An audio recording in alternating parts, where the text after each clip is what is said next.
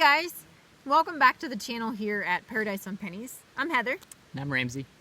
And as you guys know, we live on the road full-time out of our SUV, the Great Escape. And during our time living on the road, we've learned a lot of things along the way that give us the opportunity to share those tips with you guys. So today, what we want to talk about is the things that we think you probably will not need if you're going to live on the road. So if you're just getting started, maybe you're just starting living on the road, or you're just making your blueprint for your van or SUV conversion, take note of this list. These are things, again, like I said, you probably won't need. And this is hopefully going to save you on space and money, which are pretty much the two most important things if you're living on the road that you need to save on, space and money. So without further ado, let's get down to the list. Here's the things you probably don't need if you're living on the road.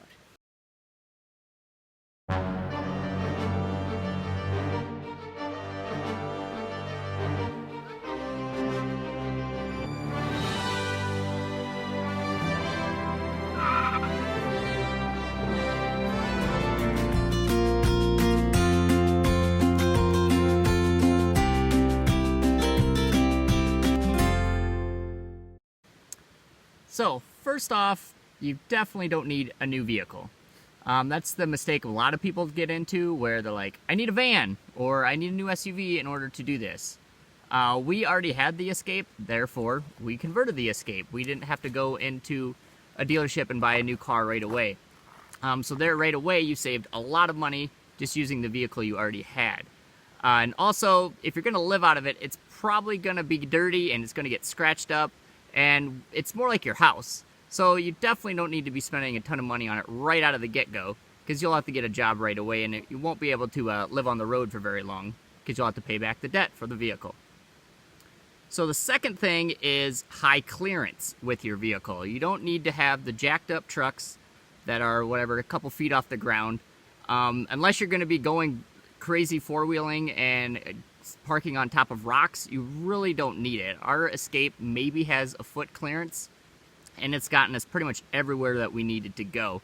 Again, that's a lot more money if you're going to be jacking up your vehicle, and it's a lot more things that could go wrong with your vehicle if you happen to get into trouble with it out in the wilderness, if you get it stuck somewhere.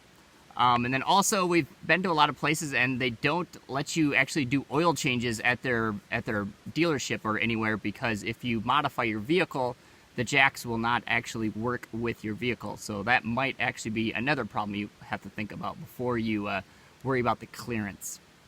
The next few things actually go with the outside of the vehicle. A lot of racks and things like that we've seen going around. So first is people bringing too much hobby gear. So everybody has their own hobby, and that's fantastic.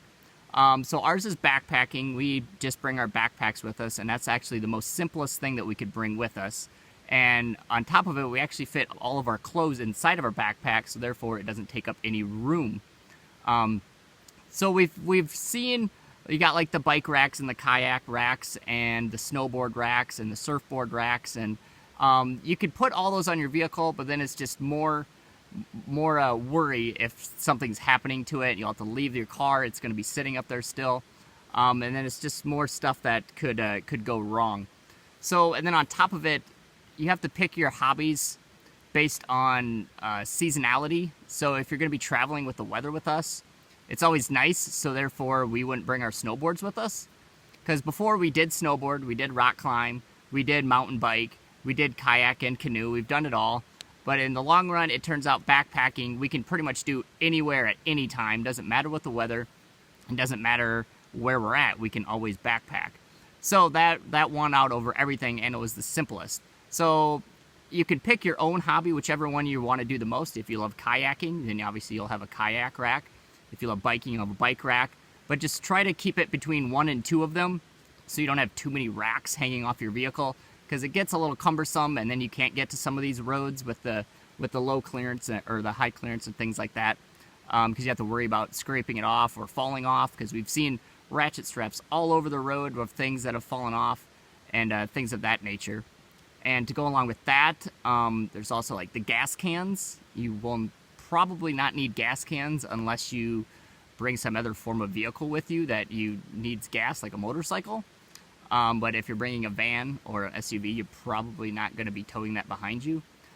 We've been on a lot of crazy roads, and we've never been so far away from a gas station that you've needed a gas can. And we've seen people with 1, 2, 3, 4 gas cans on their roof.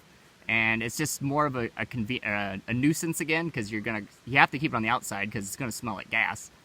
And it's just more of a problem if something happens to it, and then you shouldn't have to worry about it at all. And we've been to the Arctic Ocean, and there were still plenty of gas stations up there, and we only get, I don't know, maybe 25 miles to the gallon. So you could still get to a lot of these places and not have to worry about gas. To go along with that, there's also the rear basket that goes on the back hitch that you can stick more stuff on. A lot of people have that. They're toting it around. From what we've seen, it's really not worth it at all.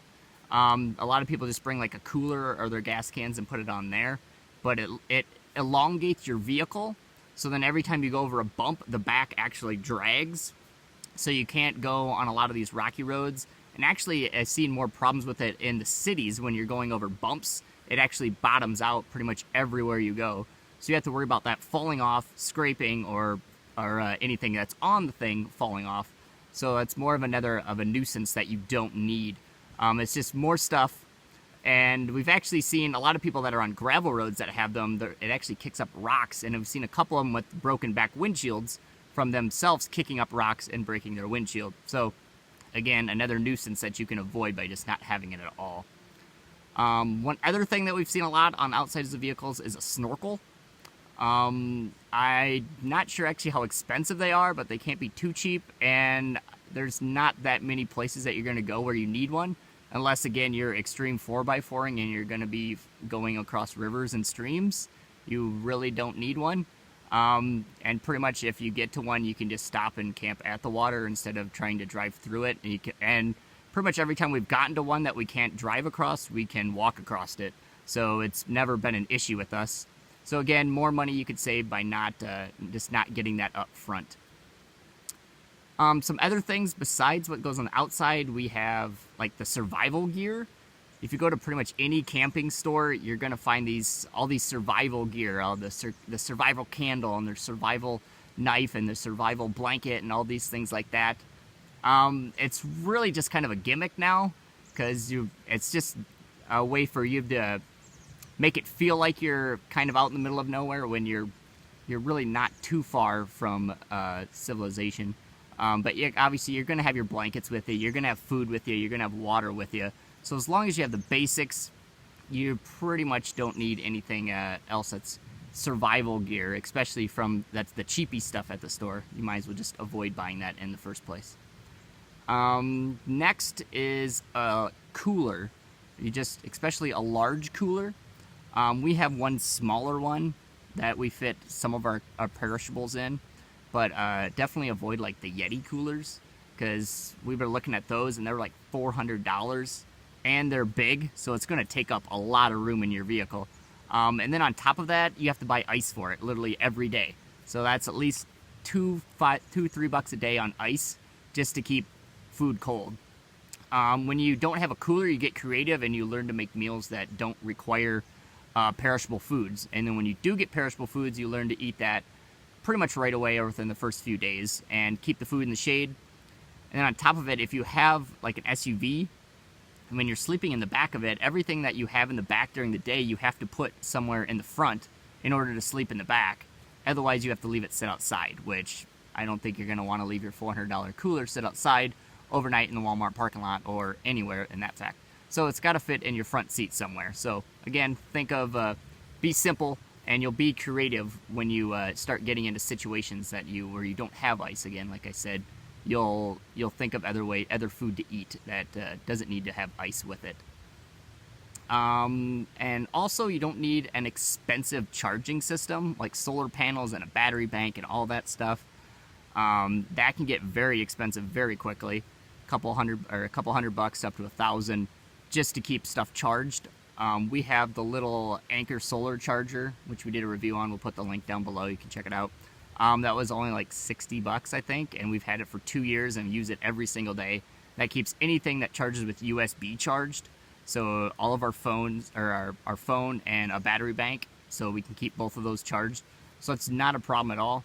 And then we also just got a Jackery power bank that actually turns into an AC plug that charges with a solar battery. So we can charge our laptop from that, and it's only about this big. So we'll be doing a review on that soon. But that was under $100 too, and it's been working really well. And again, charges with the small solar panel, which folds up really small. So you don't need the big giant ones again, because it's going to have to be in the back of your vehicle somewhere. And like I said, you're going to have to move it to the front at night unless you have it fully attached to the outside of your vehicle, which again is another thing you have to worry about when you're driving. So, lastly is a ton of clothes. You don't need to bring a ton of clothes with you. The first year that we were on the road, when we first set out, we brought a ton of clothes, which, well, we thought was a ton of clothes. We had our backpacks completely full of clothes, and throughout the year we realized we never really wore most of it. So we got rid of pretty much at least half of our clothing, and now we have pretty much the basics. So you just need not a ton of things. I did a video for the men. You can see what clothes I wear. As you know, I wear this sweater all the time. It's the only sweater I have. So that's pretty much what I wear for cold weather. So you don't need to be bringing tons of different sweaters. And like if you follow the weather like we do, if you migrate, then you don't need a ton of different like winter clothing or anything like that. So you don't need a parka or anything that's really really bulky to bring with. So that's always nice. And then if you need anything, you can always go to the thrift shop, and for like $1 or $2 you can get shorts or a tank top or a jacket or anything like that. So not really expensive. So less is always more. Just kind of have one of each. Obviously more underwear and socks than anything, but besides that, your shirts and stuff, you don't need a ton of each of them. So just think simple when you're planning. Kind of like our explanation, or we have our cooking setup, which is pretty simple. We just have our 2-burner stove. You don't need to have everything like in your kitchen with you, all your fancy tools and gadgets and things like that. Like we have a knife and we have a fork and a spoon for each of us, and that pretty much we can do everything with it. And then we have 2 pans now. When we first started out, we only had 1 pan, and we actually got a new one, and then we were going to get rid of the old one, but then we actually kept it. So now the old pan is actually the lid for the new pan. So you don't need 2 pans, you don't need 2 lids with it. You just have 2 pans, and then you can cook 2 things, and then one can be the lid for the other thing. So just simple things like that. You get creative when you start getting more simple in your setup. And then once you travel for a while, you realize a lot of the things that you bring you don't need.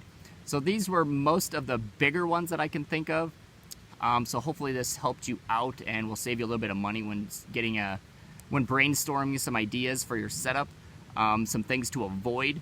We'll also be bringing you another video probably next week that is about the things that you will be needing to bring with you. So make sure you check back with that. Hopefully this was helpful, guys. We'll see you next time.